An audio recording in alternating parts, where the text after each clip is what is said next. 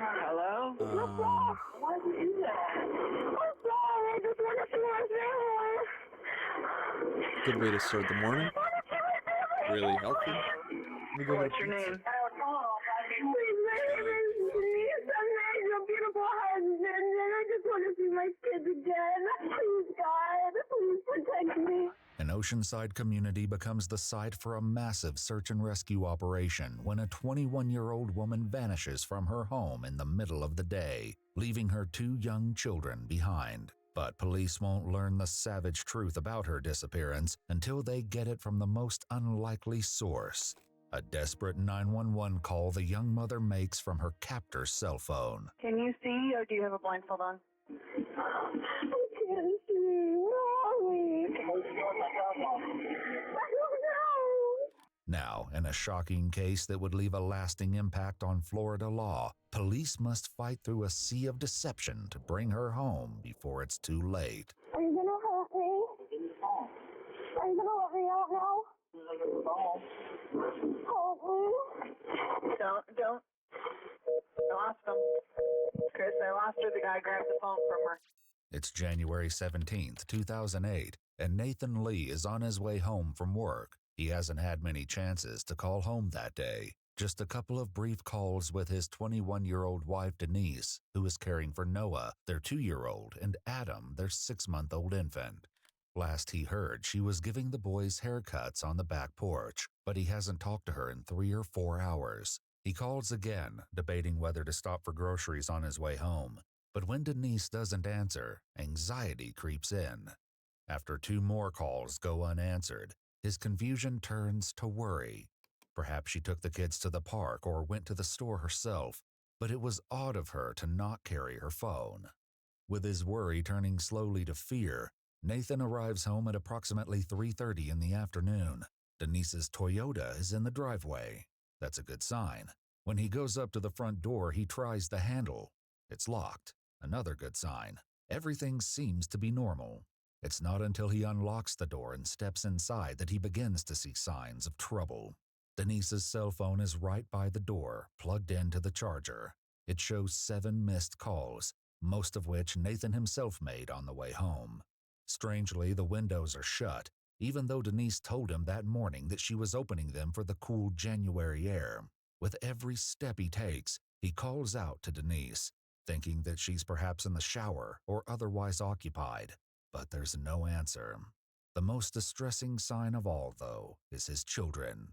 Adam and Noah are in Adam's crib together, something that Denise does not allow. Both of them need their diapers changed. He cleans them up, his mind racing to figure out where Denise could be. It's unthinkable that she would have left their children alone in the house, and besides, her purse, her keys, and her phone are all right here. He calls Denise's father Rick, but he hasn't seen her. Alarmed at the news that his daughter is suddenly missing, he promises Nathan that he'll be right over. In the meantime, Nathan's fear has coalesced into panic, and he can wait no longer. He calls 911. Northport Emergency? Yes, I just got home from work, and my wife, I can't find her. My kids were in the house, and I don't know where she is. I've looked every single place, and I don't know. Your kids are at home by themselves? Yes. No, I know. I don't know where mommy is. She's never done this before? No. I don't know.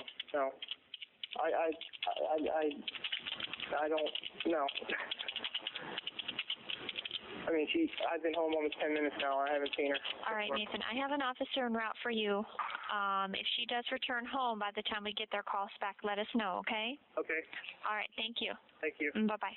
But unfortunately, Denise does not suddenly appear. Someone does arrive at the house, however. It's Denise's father, Rick, a sergeant with the Charlotte County Sheriff's Office. But while his proximity to this mystery may have a subtle effect on the attention it receives from law enforcement, this isn't his jurisdiction. Northport is in Sarasota County, so all Rick can do is make suggestions to the responding police, as he later explains to detectives. I go, can I please get my helicopter, my dog? And she goes, well, we're not at that stage or something because we don't even know what she was wearing or anything like that. And I go, well, I really don't care what she's wearing or not. If there's a girl or something laying in one of the woods, we'll be glad to stop and check, even if it ain't her. You know, it doesn't matter. I just want to get the helicopter up. we're not there yet. And I go, can we please, has anybody talked to the neighbor? And she goes, no. And we haven't talked. And I go, can we, like, well, we're not there yet. And I'm going, okay. And that kind of made me mad. The responding officers may not have much interest in speaking to the neighbors quite yet, but Denise's husband Nathan heads next door.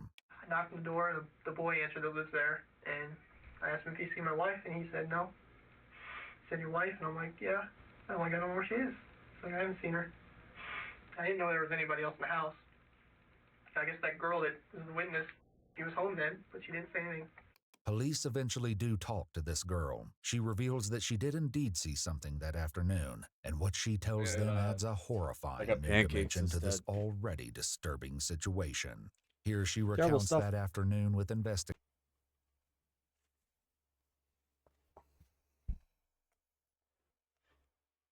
Why did it take so long for them to call the cops? You know, what am I saying? I was barely listening, but what I think, one time I almost got charged for making a false police phone call or something, because sometimes I just call the cops if I get nervous. I'm like, hey, just felt like something was going on, and almost got charged one time for this shit. I'm just nervous. I just think something.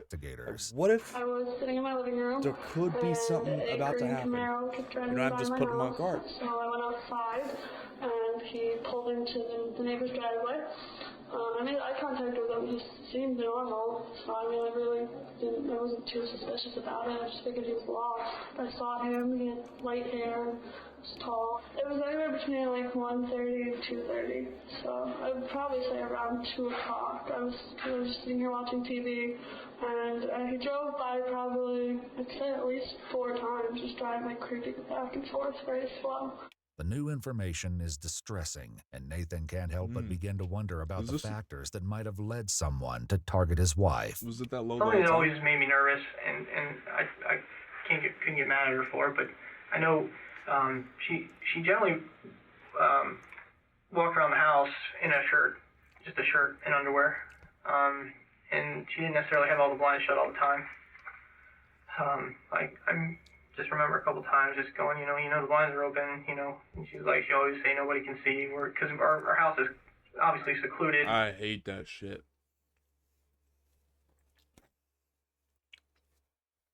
Dude, my grandparents will leave the windows open, and the things open. I will be like, guys, this is a bathroom. We have to close the blinds in the bathroom. Okay? And they're like, well, they can't see. No, you can't see. You couldn't see it. People can see it. Denise's father has his own theory, not far removed from Nathan's. Whatever. She was on the back porch cutting Noah's hair. And the back porch, when I'm talking, is you got these 2 sliders, and it's just like a little screened-in enclosure, about not much big, maybe a little longer than this, but about this wide. And that street's a circle, and if you're coming from the back street, you can see the little high chair that you're sitting in. That's all wide open. All wide open. And in my mind, he figured. The mere idea that a stranger in a green Camaro might have spotted Denise from the road is eerie and sickeningly random. Then again, maybe it wasn't exactly a stranger. Nathan tells his father-in-law something that could give police their first solid lead. He goes, the guy that works will drive the green Camaro. He goes, I think we found the green Camaro. He goes, and we ran him, and he lives somewhere in Norfolk. We're going to check him out and all this stuff. And then maybe a little smart ass, I guess. I go, did you ask my son-in-law Nate if the guy that works for him ever been to his house, seen his house, know where he lives, or anything? That's a good question. Police speak to Nathan's co-worker, but his car is a much older body style than the one reported by the neighbor. This particular individual appears to be a dead end, but police Stop doing it. That's a good question.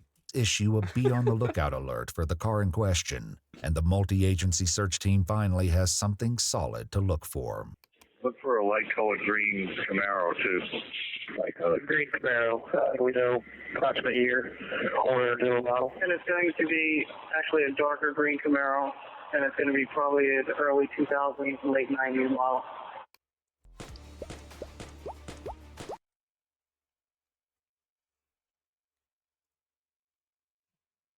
swarm the streets and helicopters taking flight.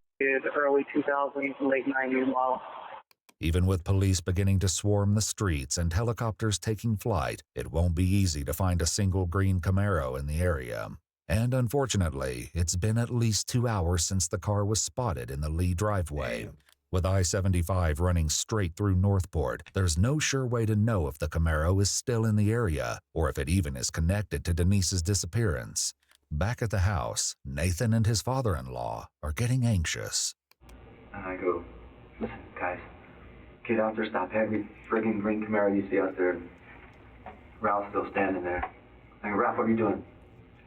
I was told to stay with you. I go, you can get your fucking ass out on that goddamn road. I don't give a shit. You stop every goddamn green Camaro. Police are combing the streets, but nothing comes of the early search for Denise. It's as if she vanished from the face of the earth without the slightest trace. The police need something more to go on. And at 6:14 that evening, they get it in the form of one of the most chilling 911 calls imaginable. 911. Hello? What is that? I'm sorry, I just want to see my family. Hello? Hello? Hello? Hello? Trace the call. Trace the call right now. Hello, do it again.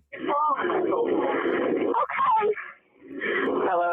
Jeez. The woman on the other end of the line is frantic and desperate. That much is clear from the sound of her voice. But she's not immediately responsive to the operator's questions, which makes communication difficult.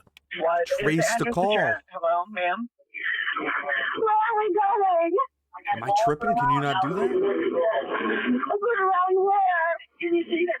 Do you not trace the call? What's your name, ma'am? Hello? What's your name? My name is Denise. I'm your beautiful husband, and I just want to see my kids again. Your name's Denise? What's your last name? Against all odds, it seems that Denise has somehow managed to call 911 without letting her captor know that she's on the phone. Now she's tasked with not only getting vital information to the operator, but do so without alerting him to her call. The operator begins to catch on to the dangerous game being played on the other end. But if the voice in the background belongs to Denise's kidnapper, he too appears to realize that something is amiss. I'm thinking too that he doesn't know. Please, God, please protect me. Are you on I-75? Where are we? I don't know. Please. Please. Where are you at? Can you tell if you're on I-75? I don't know where your phone is. I'm sorry. Denise, do you know this guy? She might have the phone laid down and not hear a thing I'm saying, too. He keeps saying about the phone. I don't know where it is. Maybe if I could see it, I'll find it. What's your address?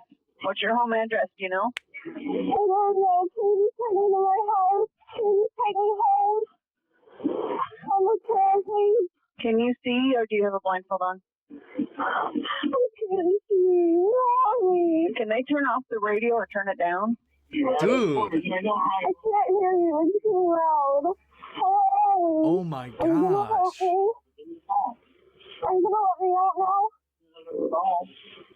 Help me. Don't. I lost them. Chris, I lost her. The guy grabbed the phone from her.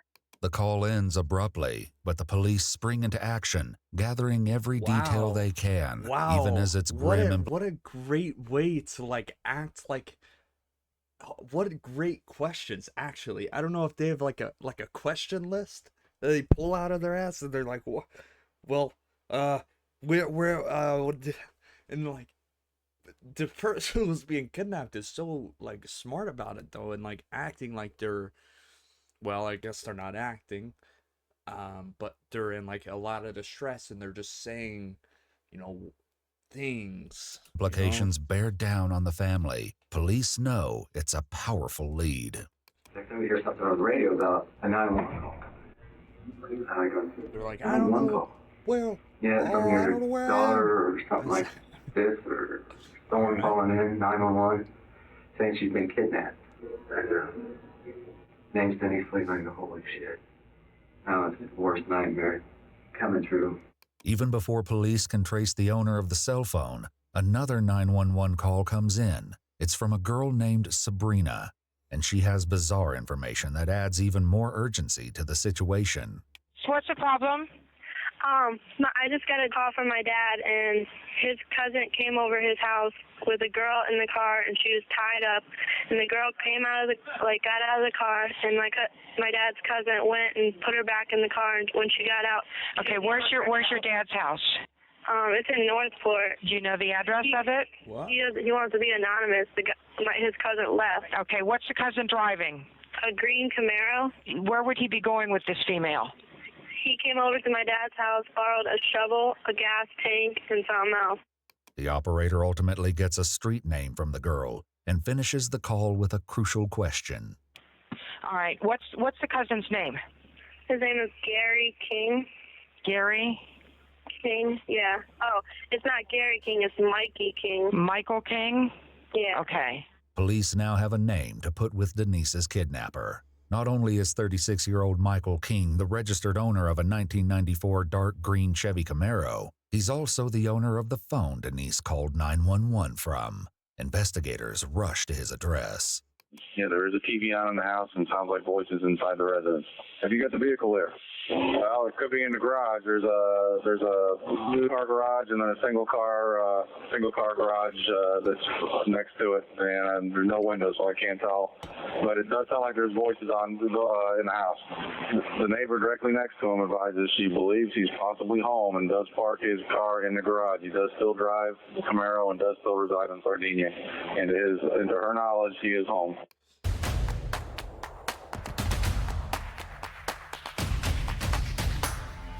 Police knock repeatedly on Michael's door, but no one answers. Knowing that too much time has been wasted already, a Northport police sergeant gives his men the go-ahead. I want entry made on that house. 10-4, the two marked officers at the front make entry. The two uniformed officers make entry. Police force their way into the home of the man they now strongly suspect kidnapped Denise in broad daylight. Inside, though, they find a house that's not only empty of occupants, but of almost any furnishings whatsoever. Even so, someone has been here. The television is blaring, and so is a small radio. In the master bedroom, the police uncover a disturbing scene. A long piece of cloth is carelessly tacked over the window, perhaps to isolate the victim. As a rumpled Winnie the Pooh blanket lies on the floor, what officers discover next to this dismal makeshift bed is truly horrific. We do have duct tape watered up in a bedroom with long strands that look like light brown hair. In the kitchen trash, they uncover another matching wad of tape with similar strands of a woman's hair attached to it. The evidence clearly indicates that something troubling happened in this house today. If you're real comfortable that there's nobody in that house, go ahead and clear out and secure. 10-4, everybody's cleared.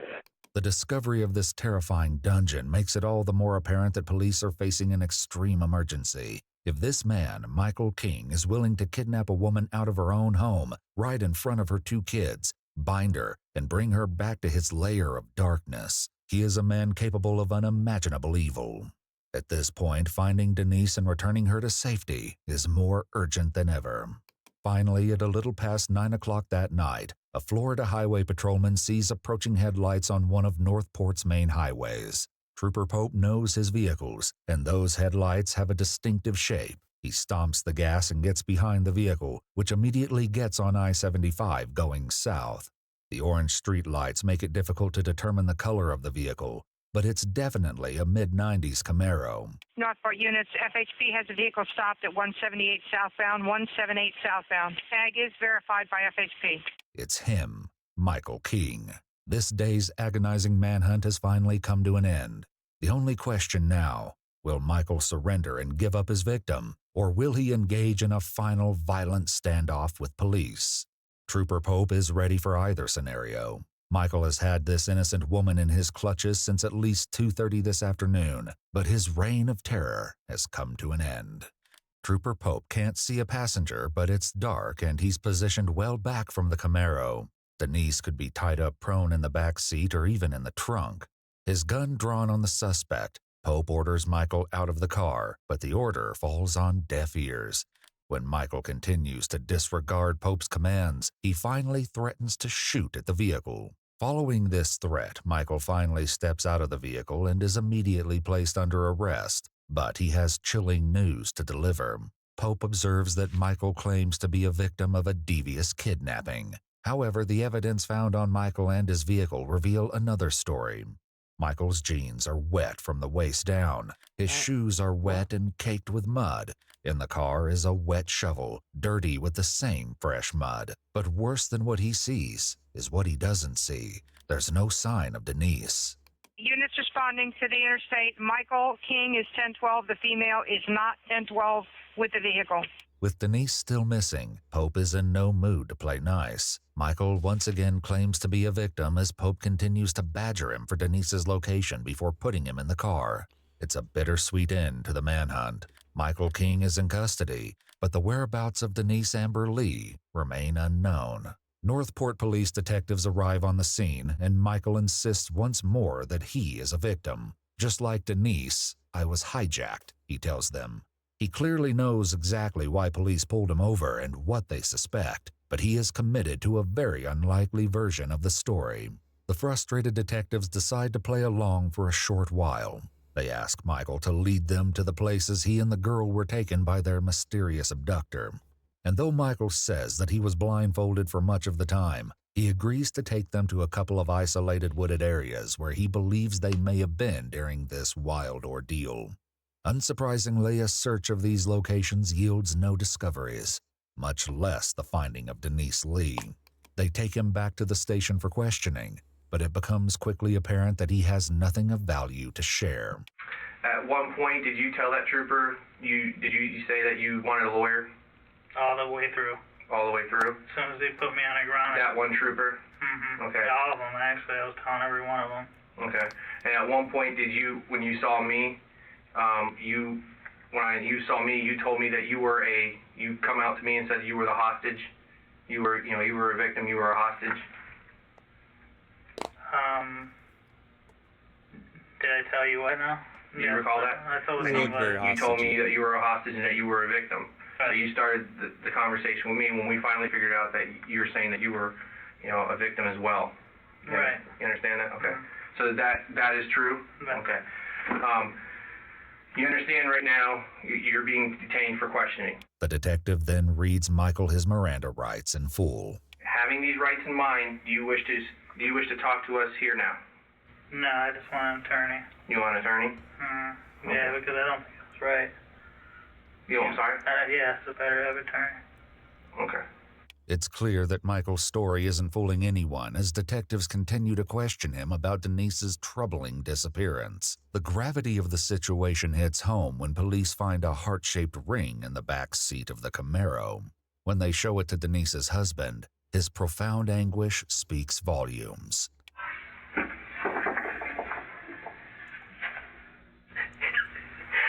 Is this her ring? Yes. This is the first ring I gave her. First Valentine's Day. How confident are you that's her ring? 100%. When it comes to tickets, pick TickPick. You're picking the best prices guaranteed. Did the ring slip off her finger accidentally, or did she cleverly remove it at some point as evidence of her own abduction? Police can't be sure, but they know one thing. Denise was in the back of that car. Meanwhile, although Michael refuses to submit to an interview, he opens up about the events of that day to an investigator who comes to sit with him. Unfortunately, very few of his details seem to make any sense. Man, a bad day. Sounds like it. I don't know. I just came to work. I'm working here at night, so. Just got hijacked. That's all I know. It's a bunch of crazy shit. Hijacked? Well, when I pulled over to the side, like I said, he grabbed me and threw me in the, across the passenger seat. And into the floorboard and put some stuff on my legs and hands, and then he duct taped me. In your own car? Yeah, man. Fucking had him too quick. I didn't open the door, just grab right here. Right to the floor, man. Just shut up. And just, put my hands on my back and put, tight, like something tight, and it went around my ankles. Man, I couldn't even move, man. He's like, you move, I'll just kill you. Just shut up. That's what happened. Whoa, I didn't know about all that. The cop patiently explains to Michael that his refusal to cooperate doesn't exactly back up his story. Well, I guess what I'm learning here is you're claiming to be a victim. I am, but okay. I don't understand what that. No one can help you or no one is helping the situation here. We can't talk to you because you said you didn't want to talk to us, is where we're at. Well, they don't know if I'm going to stay here or can I go or what? I mean, they don't know. I can't help you unless you want the help, or I can't talk to you unless you want to talk to me. There's no way to get an attorney or something like that I could talk to and find out right. So I can get out of here. That's the only way to do it, I think. Okay, so what are you saying? I'd better have somebody I can talk to that I can talk to to get me out. You're welcome to use this. I can't tell you anything else. I mean. So am I being arrested then? For anything? I mean, they can't hold you unless you're going to be arrested. That part, I honestly don't know.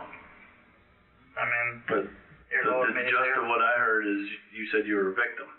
But they're holding me against my will. I get handcuffs. I mean. Yeah, they're definitely detaining you. I can see, we both know that.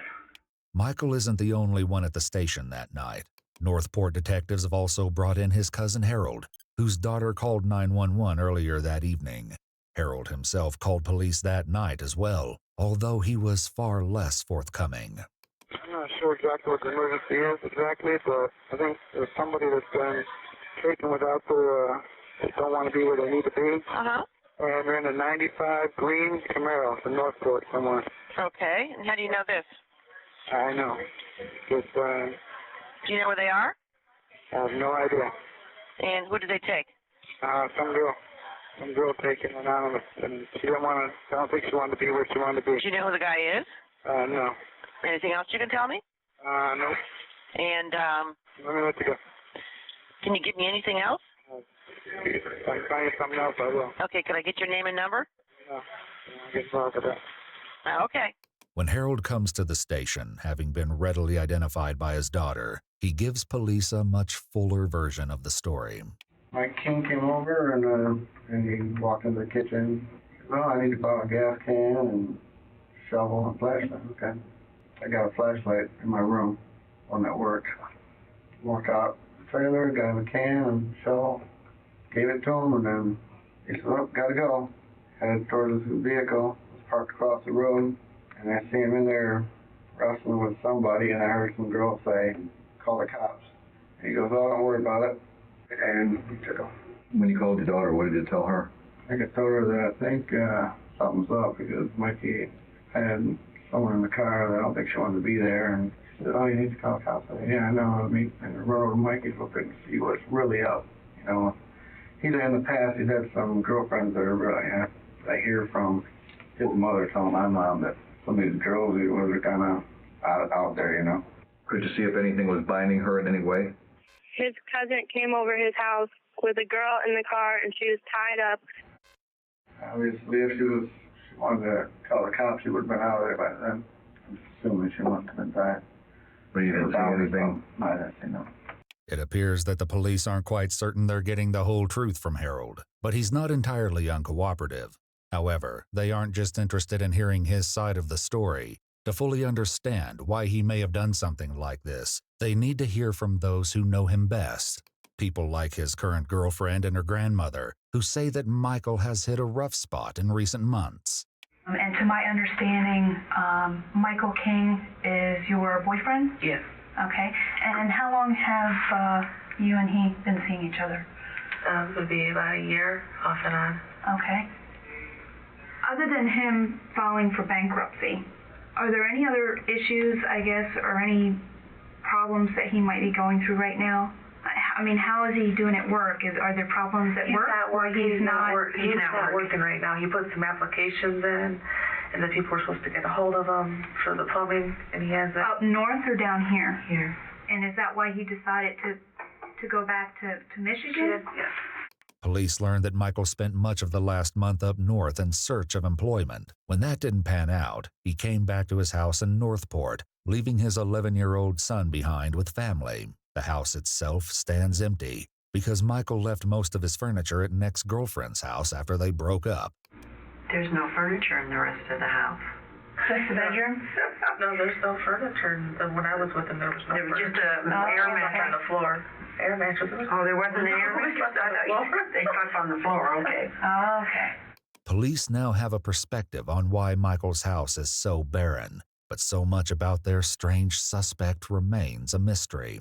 I didn't know him that well. I've seen him on maybe 4 or 5 occasions, but he really seemed to be a nice young man. Yeah. It appears that the two seem convinced of Michael's innocence, but the same cannot be said for his cousin, Harold. Following his own interview with police, he goes in to see Michael.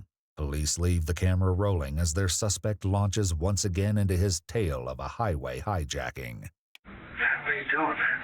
I was not man, hijacking. Like I told you that. I couldn't. I tried to put 911 on the phone and everything. So I called T. Fucking went and sang up instead of kill. You know, crazy. I couldn't do anything. If I said anything, then he would have took everybody out. And I didn't have anything in my garage or anything. He was pissed off. What would I do? Put everybody else in harm? Who was it? I don't know, man. Somebody in the street seeing it, and somebody called, and you know, I got cops at my house. Like, what the fuck? What am I supposed to do here? No, you did the right thing. I didn't know how to say it to you without. I was afraid to call without him knowing. Was there somebody else in the car, you mean? Yeah, and he had to be. The only reason I had to have his phone on. You know, the phone. And he hear everything. If it's one mistake, I'll come in. That's it, all of them. I didn't want no problems. Michael's story isn't getting more believable with these added details, and one wonders if even his cousin is startled by his audacity. Can't they ask her or anything? Did they let her go? Do you know? I don't even think they found her. So all they gotta do is find out from her. He said he'd let us both go if we did everything we said. We can't even find her. That was the deal. You know what I mean?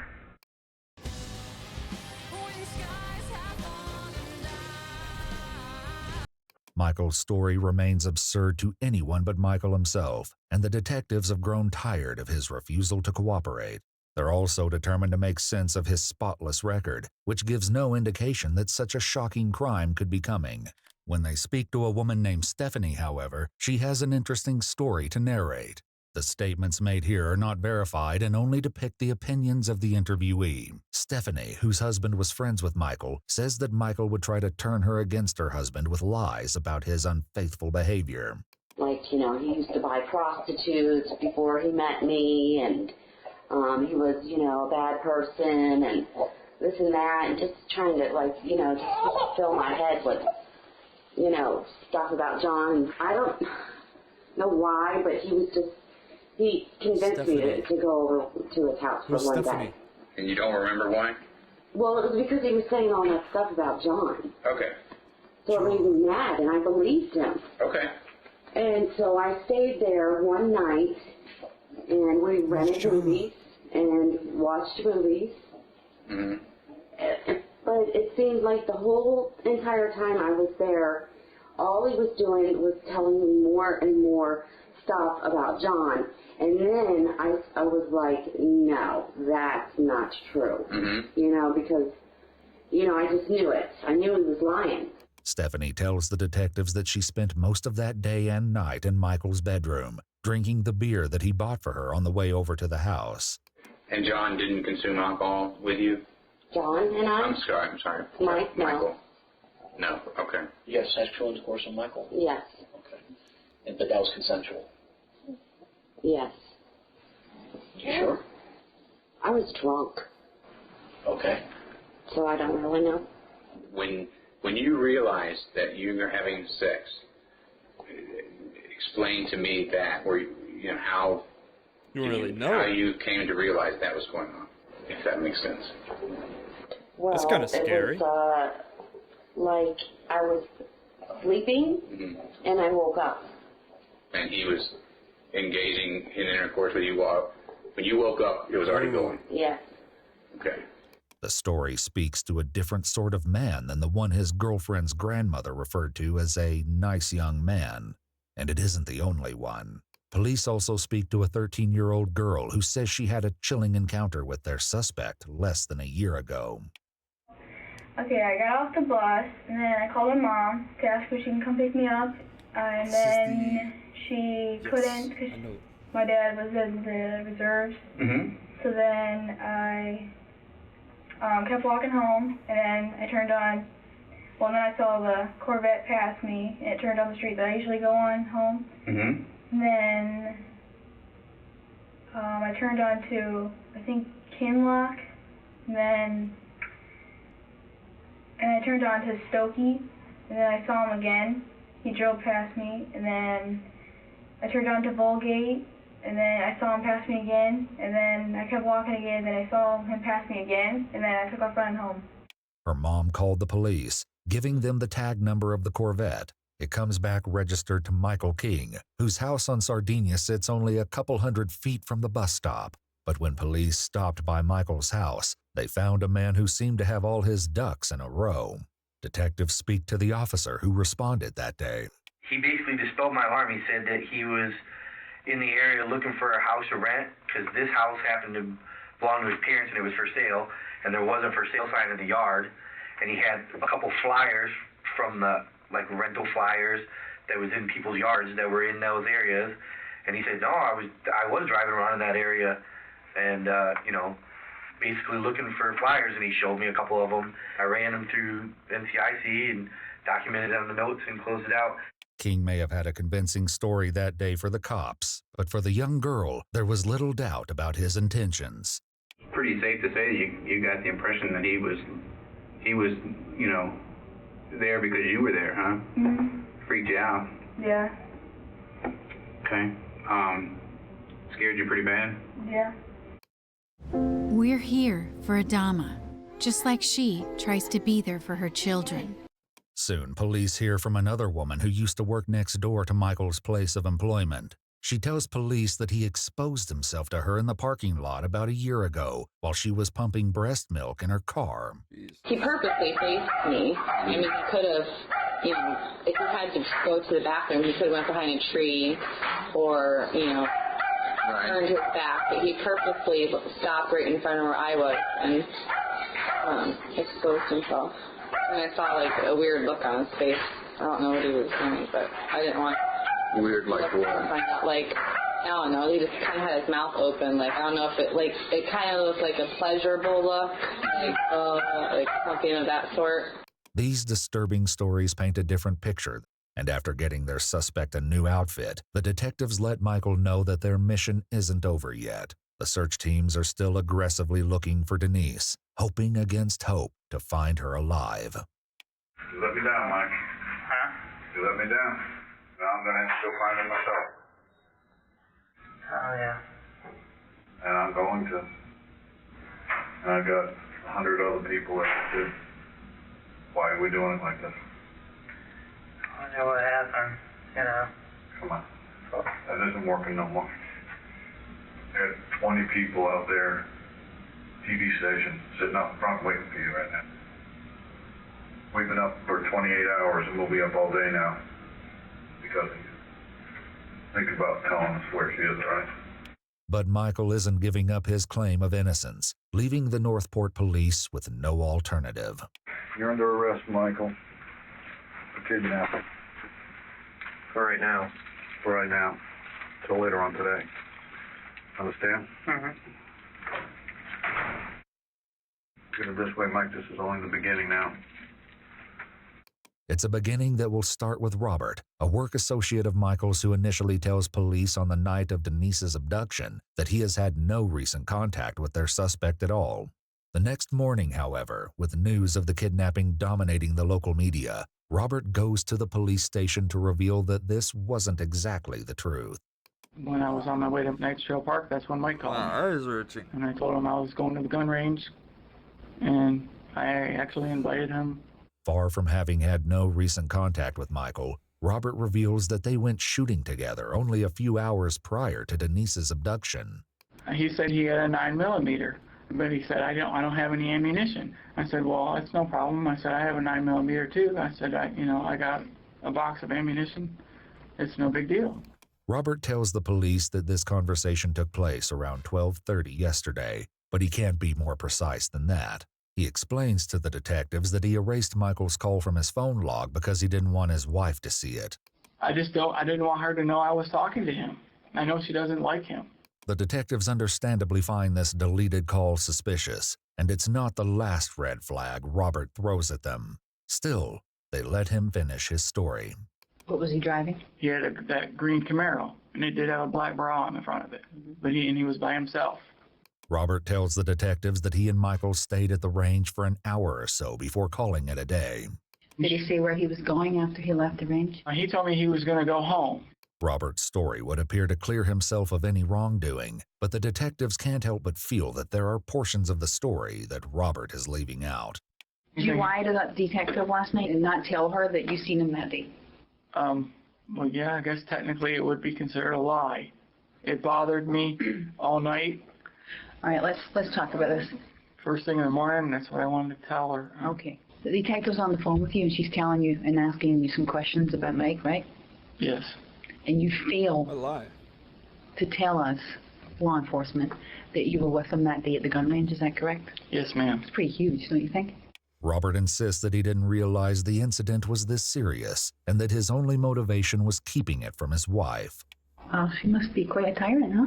Well, she's not a tyrant, but she's very jealous. And why would she be jealous of a guy? It's not of a guy. It's the fact that, if I'm not actually working, then I should be home spending time with my family and not going off to the gun range. This won't be the last time detectives speak to Robert, and they will learn that he still hasn't told them the full truth about his recent involvement with King. Before they can delve more into investigating those details, a police search team makes a heart-wrenching discovery. On January 19th, 2 days after Denise went missing, investigators are searching an abandoned development site when their K9 catches a scent in the air. I saw a large sand pile there, and we continued to walk. As I approached that sand pile area, it kind of opens out a little bit, and he pulled the leash out of my hand and took off into the little wooded area there. And that's when I saw the area and stopped, looked at it, showed my observer, Kim, and said, that just doesn't look right. And I said, see how the soil is different, starts from here, stops there, and the bahia grass was all laid across the top of it with the clay sand that you could see. I thought I saw several packed footprints along the edge. Once I started seeing that, I said, we need to move out because this may be something, we don't want to contaminate it, so we moved out. Detectives come to the scene and quickly find something that confirms their worst suspicions. And they started to walk in. As they walked in, either Eckerd's foot kicked the little sand piles that were right before you walk in. They're like dinner plate size, little patches. They looked odd when we walked in.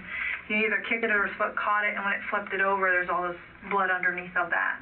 And that's when we all said, whoa, and then everybody backed out. Convinced about what they might find, investigators begin digging in a disturbed patch of land, and at 3 feet, they discover the naked body of a woman, buried in a shallow grave with a gunshot wound to the head. Nearby, a single 9mm shell casing is found in the overgrown lot. This eerie discovery raises serious questions about Denise's fate, who had made a 911 call just hours earlier. That's more than can be said for Michael's evolving story. Damn. In jail, he tells a corrections officer an astounding account of what happened to Denise that night. And if what he's told police thus far about the kidnapping is ridiculous, this story takes it to a whole new level. He said that he met this girl behind his house in the back of the woods while they were... Behind his house? Behind his house. He goes, they had sex 3 times that day, and it was all consensual.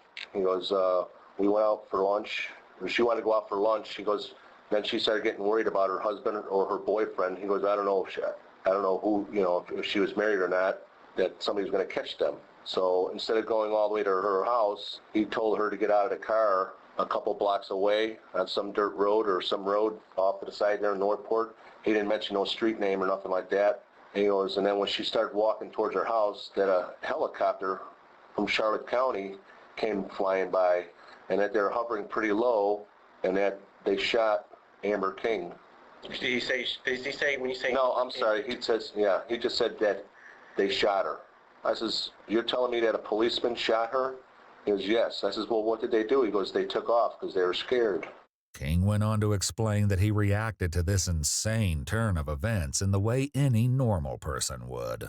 I says, well, what did you do? I says, did you actually see her get shot? He goes, yeah. He goes, I saw her. He goes, I saw the blood coming out of her blonde hair, out of her hair. And that by the time he got to her, that she was down on the ground, covered in blood.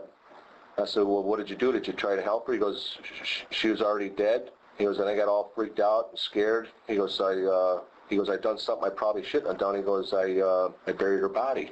Who can say who Michael hopes to convince of this outlandish version of events? Maybe himself. Something that Denise's father must face when he's asked to identify his daughter's body. With his positive ID, the ugly truth about Denise's fate is confirmed. In his interview with police, Rick recalls a conversation he had with Nathan, his son-in-law, about the monster who took her from them. He's kicking himself in the ass, Maybe he shouldn't live that way. I can make nothing. You can't do that? Nothing. Absolutely nothing he's done. Nothing she done. He's just a piece of shit. I can't say it. And one day we're going to be able to go to court and tell him that. From here, however, the investigation will only intensify, because although Denise has finally been found, the discovery came too late. Rain, make it, rain, girl, make it. You again. Police know they have the man responsible for Denise's death, but what they don't know is whether or not he had help, and there are two men who were in contact with him on the day of the incident who can help them get to the bottom of that question. The first being Michael's cousin, Harold. They call him back to the station, where he tells them the same story about Michael's visit to his home that night. I think that you're giving me this much. Okay, just listen to me, Harold. I think you're giving me this much, and there's a lot more. I'm not. Your cousin's where he is now. We can't change that. All you can do is speak for this girl, okay, Denise. And I know that you're holding back something because it just doesn't make sense, okay? Because I was going to tell you this. I know she called 911 when she was at that house. And from listening to the tape, it sounds like she had gotten out of the car, was trying to get away or something because she was huffing and puffing. Harold, I need the truth, buddy. I really do. Your daughter, okay? Yeah. She calls us before you call us. Right. Okay? And she tells us that that you told her that you saw a female that had gotten out of the car, was tied up, and he grabbed them, put her back in the car. Well, he was doing something outside the car. I didn't know. I couldn't tell what he was doing. I didn't see nobody tied up. I didn't see anybody. Okay. What did you see? I seen a girl on the front seat when he was climbing over. She was in the middle of the seat. The detectives don't believe they're getting the full story from Harold, and they ask him to take a polygraph. He agrees, but hours into the test, the administrator has some bad news. What I'm telling you, when I scored the chart, you didn't do so well. Yeah, I noticed that. It looked like it. You noticed that too, didn't you? Oh, yeah. We'll go hit the score button. What's that say? Extreme deception. Extreme deception indicated. So let's have the real story. I don't want to go to jail or anything for this shit. You said you're going to jail. No, I don't know. I know you feel. Listen, I know you feel bad. Okay?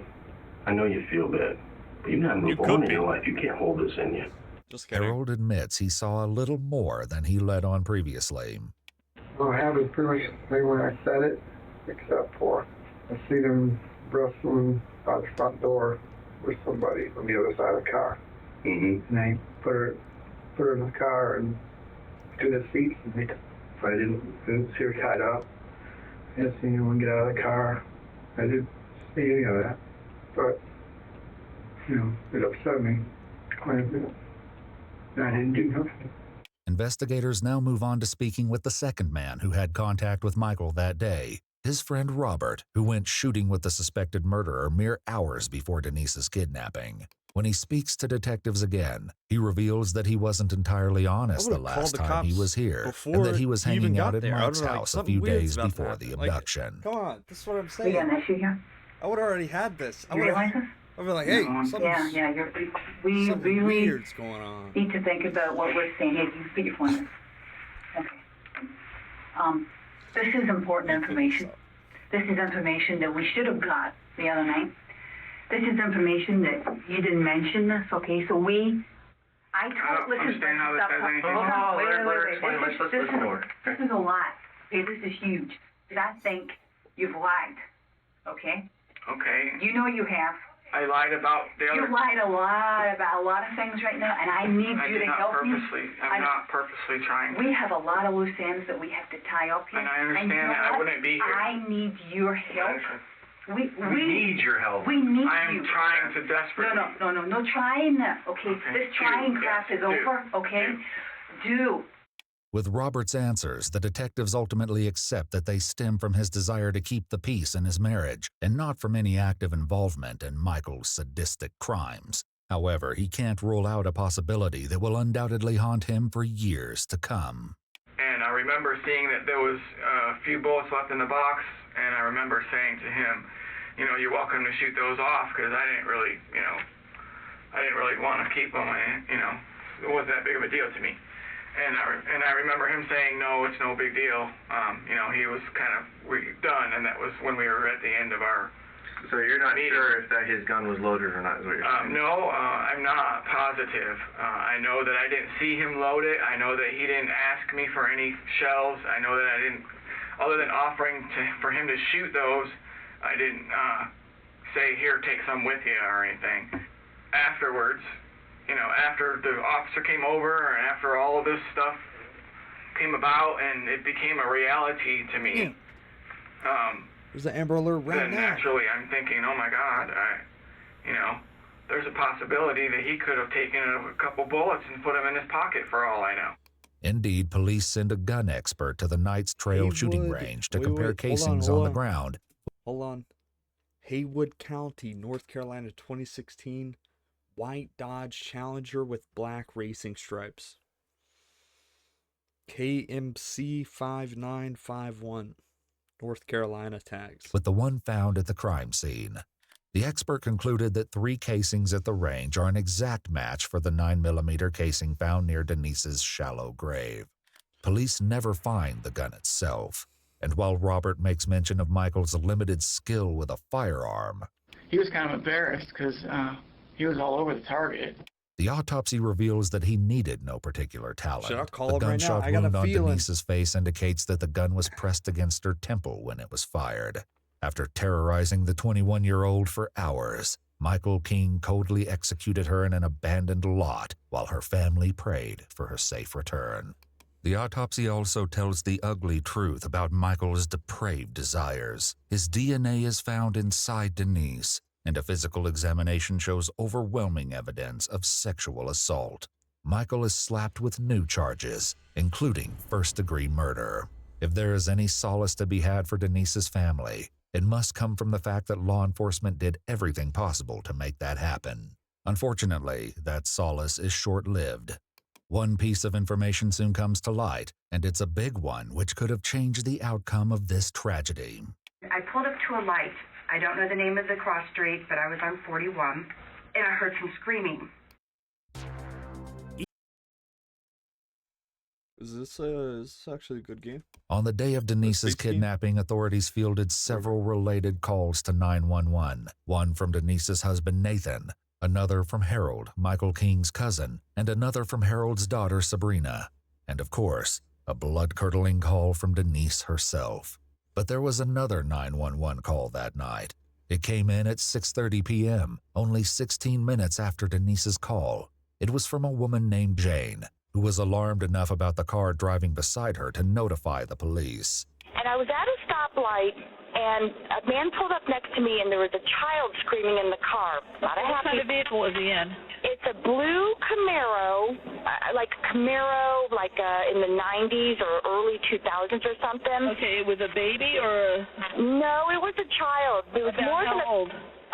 you know what? It's dark, and I turned to look at him, and he's a white male, sort of light-colored hair, sort of plump.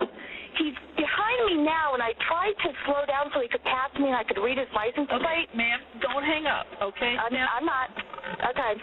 Jane's details didn't precisely match the information given to dispatchers and police that day, but they were certainly close enough that they should have generated some action. At 5'1" and 109 pounds, Denise could have easily been mistaken for a child when seen through dark windows and traffic. And whatever discrepancies there were, it's clear that Jane was seeing something alarming in the other car. And there's a kid in the back seat, and they kept banging on the window. And it was banging on the window.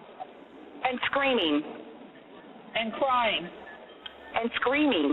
Like screaming. Okay. And not a happy scream, like, get me out of here scream. Given the fact that law enforcement had no knowledge whatsoever about Michael's location at that time, Jane's in-progress sighting could have made all the difference. Did they not do Okay, anything? now it's green, and green arrows, and he's going now. Now, Follow him. On Toledo Blade. Yeah, do you want me Shit, don't do that. Do you want me to turn? Whatever. Try to follow him? Or? Yes! Yes! Okay, does he want her to follow him? Okay, can you turn? Yes! Oh. No. He just turned on Toledo Blade. I don't give know a if I fuck. can catch up. There's You a bunch can. of traffic, and I can't get over. Jane doesn't have the opportunity to give chase, but the dispatchers have more than enough information to pass along to officers. Unfortunately, the information never gets to them because by this time, King had left Northport and entered Charlotte County on US 41, where Jane had spotted the Camaro. However, her call had passed into Charlotte County despite Sarasota County and Northport officers handling the case. Who the fuck cares? Someone Confusion get it. reigned in the dispatch center that night as the supervisor tried to establish a single patch between all three areas handling the case. This, combined with the shift change that was happening at the time, led to her call being misfiled. Police on the ground and in the air, all of whom were desperately searching for Michael King's green Camaro at that time, never got the information. Michael didn't get pulled over for another 2.5 hours, by which time Denise was already dead. According to documents from the internal investigation, a Charlotte County dispatcher later acknowledged she messed up and was suspended for 60 hours for failing to send deputies to respond to Kowalski's call. Another dispatcher was suspended for 36 hours. Now, we've all heard screaming. We've heard 36 roller coaster hours. screams, screams at the Are light, you gonna give them some time horror to movie think? screams. I've never heard a scream They like this in my fucked up. life. Could Jane's call have made the difference between Denise's life or death that night? Her husband Nathan certainly thought so. In the coming years, he would form a foundation in his deceased wife's name, aimed at improving 911 systems and training across the country. His efforts would help push the Denise Amber Lee Act through the Florida legislature 2 years after Denise's murder. According to news sources, Governor Charlie Crist signed the bill into law in the summer of 2010, mandating state certification and standardized training for all 911 operators.